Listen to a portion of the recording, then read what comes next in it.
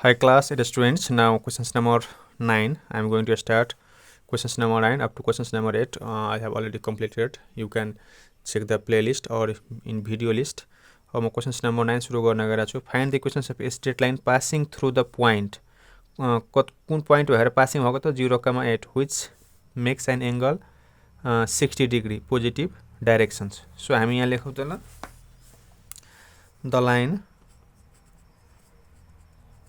line passing through the point equal to कति छ त हाम्रो 0,8.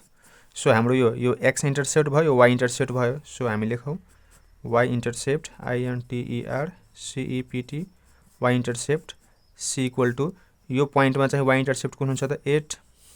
Now angle of inclination inclination angle of inclination equal to कति degree दिएको छ त हाम्रो angle of inclination 60 degree. slope अब slope निकाल्दिनु. slope m equal to के हुन्छ हाम्रो tan 60 degree. angle of inclination theta equal to 60 degree. So 60 degree value कति हुन्छ √3. Now equation equation of a straight line. Equations of a straight line. Now equations of a straight line. Y equal to हाम्रो formula के हुन्छ त mx plus c. Y equal to m को value कति छ त √3 into x को x plus c कति छ त हाम्रो 8. So therefore y equal to कति हुन्छ त √3x plus 8 answer. अब हामीले यसलाई लेख्न सक्छौं hence गरेर. hence the equation of straight line is y equal to √3x plus 8.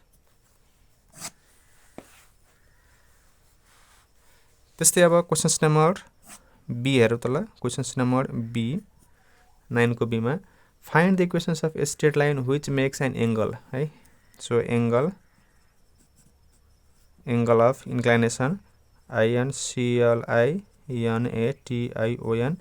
angle of inclinations theta equal to कति डिग्री दिएको छ त 30 degree. Now slope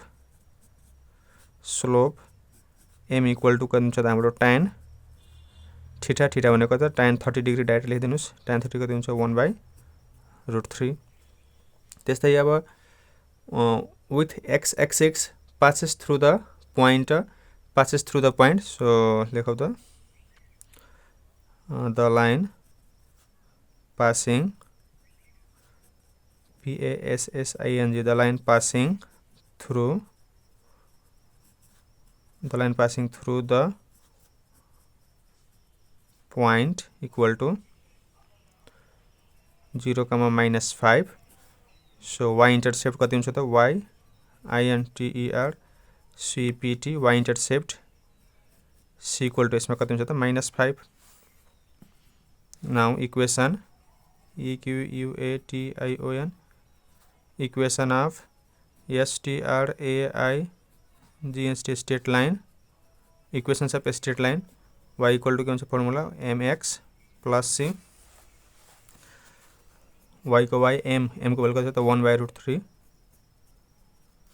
into x plus c भनेको छ त -5. अब यहाँ ठाउँ नै भएन, म यता अब गर्दिन्छु. हाम्रो कति आएको थियो हाम्रो value y equal to 1/√3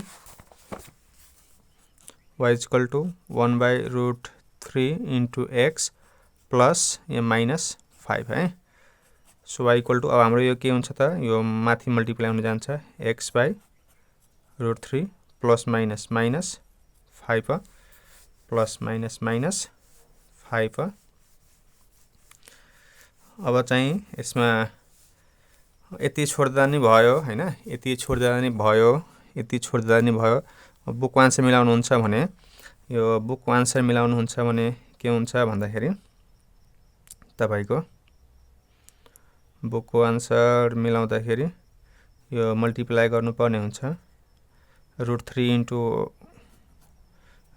into y √3y यसलाई मल्टिप्लाई गर्नुस् इक्वल टु अनि हाम्रो कति त x बाइ फेरि √3 माइनस 5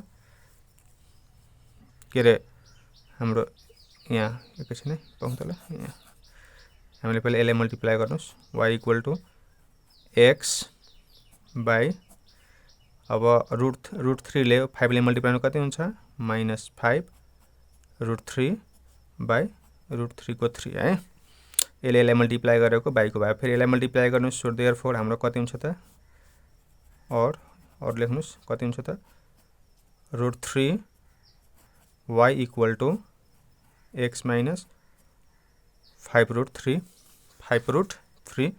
अब आन्सर मिलाइदिनुस्। अब आन्सर के गर्नुस् त मिलाइदिनुस्।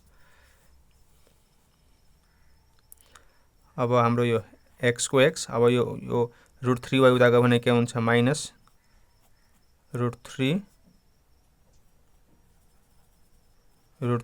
अनि यो y है यो x को x भयो √3 इक्वल टु उता गयो भने के हुन्छ माइनस √3y र यो चाहिँ यता आयो भने के हुन्छ प्लस भइहाल्छ 5√3 आन्सर है। यसरी गर्नुपर्ने हुन्छ। यो x को x भयो अब √3y उता गयो भने माइनस √3y हुन्छ इक्वल टु अब माइनस 5√3 को यता तान्यो भने के हुन्छ प्लस भइहाल्छ।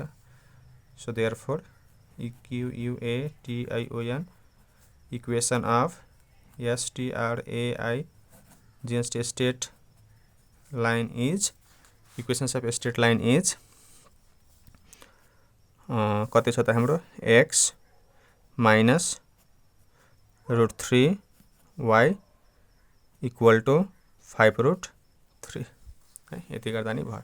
यहाँबाट फेरि बुझाउँछु y को y भयो 1/√3 इन्टु x प्लस अनि यो माइनस 5 हो फेरि y को y 1/√, अब यो x के हुन्छ माथि मल्टिप्लाई हुन्छ 1 इन्टु x √3 प्लस माइनस यो माइनस चाहिँ प्लस माइनस यो चाहिँ छैन है, यो छैन। अब यो y को y अब के हुन्छ यो √3 ले y लाई मल्टिप्लाई गर्नुस्। तपाईले यति आन्सर छोड्दा नि हुन्छ है। अब तपाई बुक आन्सर मिलाउनु भयो भने अझै गर्नुपर्ने हुन्छ ल।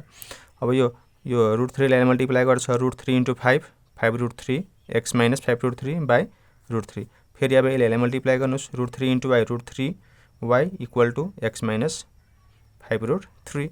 अब यो x को x भयो यो प्लस √3y उता गयो भने के हुन्छ माइनस √3y हुन्छ माइनस √3y इक्वल टु अब यो माइनस 5√3 यसलाई यता ल्यायो भने के हुन्छ इक्वल टु यता ल्यायो भने के हुन्छ प्लस हुन्छ। सो यसरी गर्दा हुन्छ। ओके क्लास 8 स्टुडेन्ट्स हाम्रो यो एक्सरसाइज 9.1 कम्प्लिट भएको छ र यदि च्यानलमा नयाँ हुनुहुन्छ भने प्लिज च्यानललाई सब्स्क्राइब गर्नु होला र भिडियोलाई शेयर गर्नु होला।